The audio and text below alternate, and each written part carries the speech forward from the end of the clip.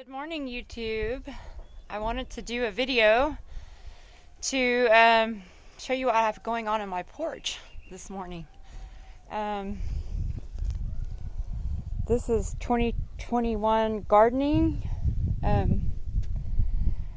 I just brought my indoor plants outside. I've been taking them out first thing in the morning to acclimate these to the cooler temps in the morning.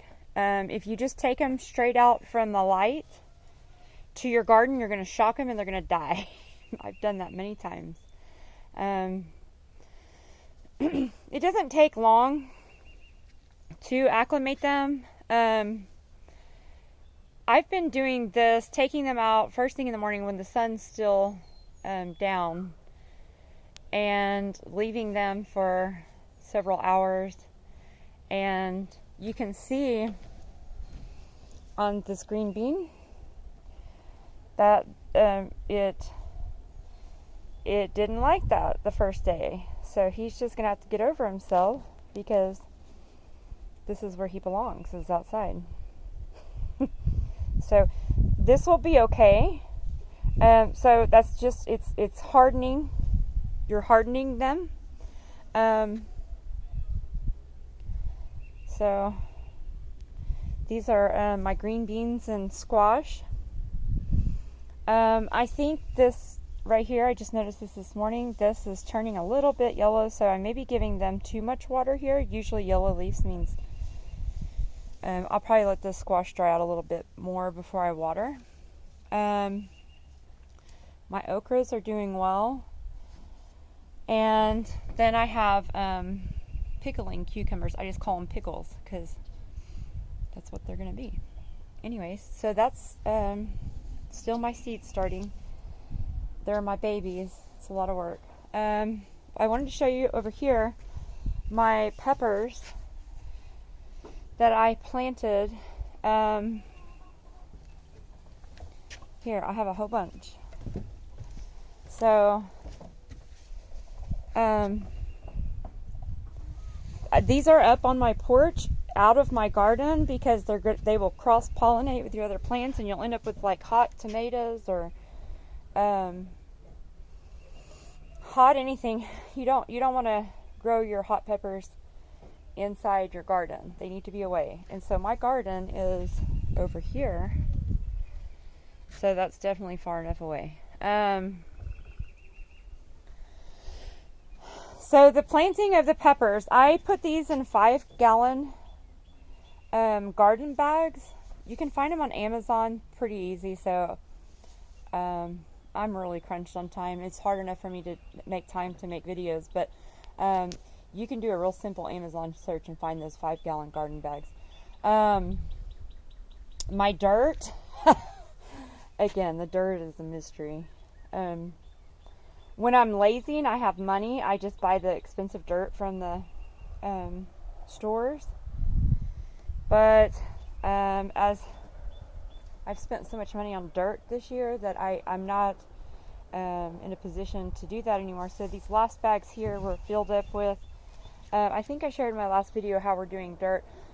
If you can see here, we're in a real wooded area, so those are cedar. That's a cedar tree that you're looking at. They're tree weeds. I can't stand them, but they are useful for the dirt, harvesting dirt underneath them, because the leaves fall down. Any tree that sheds a lot of leaves, underneath any of these trees actually, the leaves fall to the ground there, and then years and years and years of never being cleaned up because it's very wooded there. Underneath the leaves there, that dirt is beautiful. It works really well. So I dig there with that topsoil. I find a place on the property that has good topsoil, and then I mix it with that and our the compost pile needs some work, I admit it, but that's it right there. And that just comes from my husband's work. My husband's been making me a huge compost pile at his work. So anyway, so I don't even, the compost that my husband is giving me is like pure, really pure. It comes from cow manure, so it's like straight stuff. So I don't need a lot of that in there. And then plus, I'm not worried about it too much because after I plant, and once a week I fertilize my plants with bone meal. I just do a ring around it, and then it waters it in through the week. You can still see some bone meal right there. I also use blood meal. I use the blood meal on my potatoes, but right now I'm not using any blood meal on my babies. I'm just using. Ideal situation would be for me to mix the blood meal and the bone meal and have a mixture. So once a week I will put a ring. Hi chickens. There's my new chicken. Pretty girl. So once a week I'll put a ring around these of bone meal and then just water them in. So they're all still babies, but I started all these from seeds.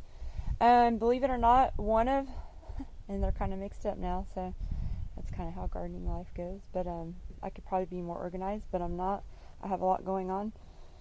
So there's a mixture here between heirloom jalapeno seeds, and I literally went to the store and bought a jalapeno and de-seeded it and sprouted them.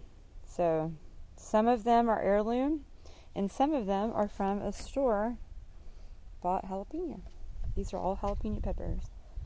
So that's my garden update for today, and I'll see you soon.